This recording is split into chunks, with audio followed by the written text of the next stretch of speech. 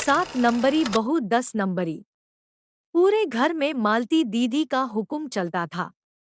अपनी बड़ी बहू को टीवी के रिमोट की तरह कंट्रोल करती थी। चलो देर हो रही है। 12 बजे से पहले लड़की वालों के यहाँ पहुंचना है। हाँ हाँ चलती हूँ। मैं तो भगवान से बस ये दुआ कर रही हूँ कि जिस तरह मेरी बड़ी बहू मेरी मुट्ठी में है, उसी तरह मेरी छोटी बहू भी मेरे इशारे पे नाचे। अरे भगवान, भला इस घर में किसकी हिम्मत है जो तुम्हारे खिलाफ जाने की हिमाकत करे। इस तरह मालती देवी अपनी छोटे बेटे की शादी कर देती है।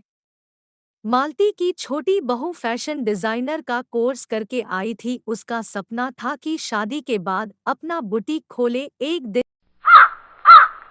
क्या बात है छोटी, तू तो एक से बढ़कर एक डिजाइन बना लेती है। इसमें कौन सी बड़ी बात है दीदी, आप चाहे तो मैं आपको भी सिखा सकती हूँ। हाँ, फिर हम दोनों मिलकर एक बुटीक खोल लेंगे। लेकिन दीदी, उसके लिए तो बहुत पैसे लगेंगे। हाँ तो क्या हुआ, पैसे माँ जी से ले लेंगे। हाँ हाँ, मेरे पास तो पैसों का पेड़ है ना, तोड़ के तुम दोनों को दे दूंगी। मेरी एक बात अच्छी तरह समझ लो, मैं तुम दोनों को एक ढेला भी नहीं देने वाली। बड़ी आई बुटीक खोलने वाली। ये आप क्या कह रही हैं माँ जी? आप हमारी मदद नहीं करेंगी तो कौन करेगा? अरे अगर बुटीक खोलने का इतना ही शौक है तो अपने माँ बाप से पैसे क्यों नहीं मांग लेती? मेरे पैसों पर क्यों आंख गड़ाए बैठी हो तुम दोनों?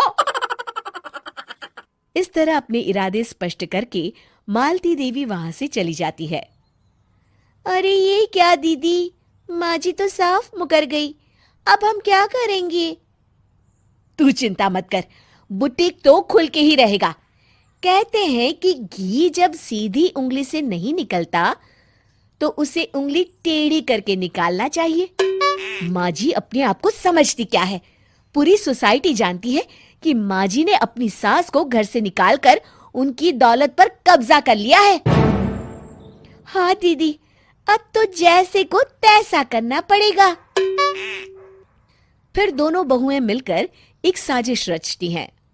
एक दिन, अरे नालायक, जरा ठीक तरह से पैर दबा, बिल्कुल मजा नहीं आ रहा।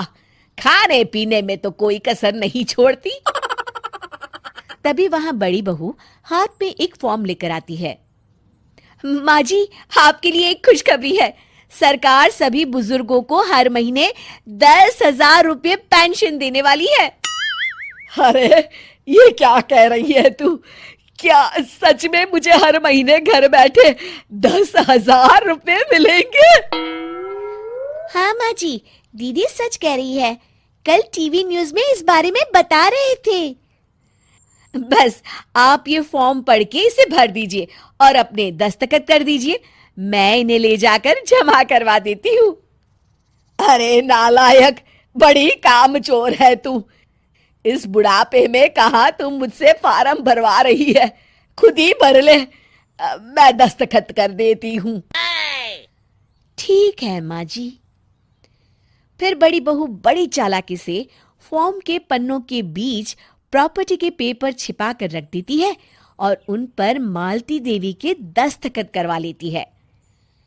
कुछ दिनों के बाद मालती देवी अपने पति के साथ 2 दिनों के लिए अपने एक रिश्तेदार के यहाँ जाती है। दूसरी तरफ दोनों बहुएं पूरे घर पर अपना कब्जा कर लेती हैं। मालती देवी जब अपने रिश्तेदार के यहाँ से लौटती हैं, तब अपने कमरे में ताला लगा देख आग बबूला हो जाती है। अरे नालायको, मेरे कमरे में इतना बड़ा ताला किसने लगाया है? माँ जी, ये कमरा तो मैंने अपने बेटे रोहन को दे दिया है और आज से आप बाहर कोने में जो छोटा कमरा बना है ना, वहां रहेंगी। अच्छा, मैं उस सड़ेले कमरे में रहूंगी है? तेरी ये कहने की हिम्मत भी कैसे हुई? और मेरी इजाजत के बिना मेरा कमरा देने वाली तू होती कौन है? लगता है तू भूल गई, इस घर की मालकिन मैं हूं। तभी वहां छोटी बहू आती है। अरे माँ जी, आप इस घर की मालकिन नहीं है।